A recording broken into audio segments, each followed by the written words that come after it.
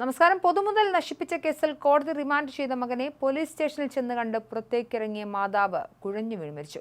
ഇലന്തൂർ പൂക്കോട് പരിയാരം പുതിയത്ത് വീട്ടിൽ കുഞ്ഞച്ചന്റെ ഭാര്യ സൂസമ്മയാണ് മരിച്ചത്. ഇവർക്ക് 60 വയസ്സായിരുന്നു.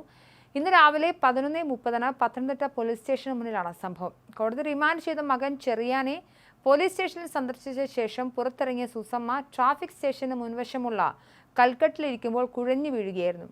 പോലീസ് ഉദ്യോഗസ്ഥരും സ്റ്റേഷനിൽ വിവിധ ആവശ്യങ്ങൾക്ക് വന്ന നാട്ടുകാരും ചേർന്ന് ഉടൻ തന്നെ സൂസമ്മയെ പോലീസ് ജീപ്പിൽ കയറ്റി ജനറൽ ആശുപത്രിയിൽ എത്തിച്ചു. പരിശോധിച്ച ശേഷം മരണപ്പെട്ടതായി ഡോക്ടർമാർ അറിയിച്ചു. സൂസമ്മ ഹൃദയ സംബന്ധമായ അസുഖത്തിന് ചികിത്സയിൽ കഴിഞ്ഞു വരികയായിരുന്നു. നേരത്തെ ഹൃദയവാൽവ് മാറ്റിവെക്കുകയും ചെയ്തു. 2022 ഒക്ടോബർ 12-ന് പത്തനംതിട്ട പോലീസ് രജിസ്റ്റർ ചെയ്ത പൊതുമുതൽ നശിപ്പിച്ചു എന്ന കേസിൽ പ്രതിയായ ചെറിയാനെതിരെ ജുഡീഷ്യൽ 1-ാം ക്ലാസ് മജിസ്ട്രേറ്റ് കോടതി വാറണ്ട് പുറപ്പെടുവിച്ചിരുന്നു. ഇന്ന് രാവിലെ കോടതിയിൽ നേരിട്ട് ഹാജരായ ചെറിയാനെ മജിസ്ട്രേറ്റ് റിമാൻഡ് ചെയ്തു. തുടർ നടപടികൾക്കായി ചെറിയാനെ പോലീസ് സ്റ്റേഷനിൽ എത്തിച്ച വിവരം അറിഞ്ഞാണ് സൂസമ്മ കാണാനെത്തിയത്. മകനെ കണ്ടിറങ്ങിയതോടെ പ്രയാസം അനുഭവപ്പെട്ട സമീപത്തെ കൽക്കെട്ടിലിരിക്കുകയാണ്. തുടർന്നാണ് കുഴഞ്ഞു വീണ് മരിച്ചത്.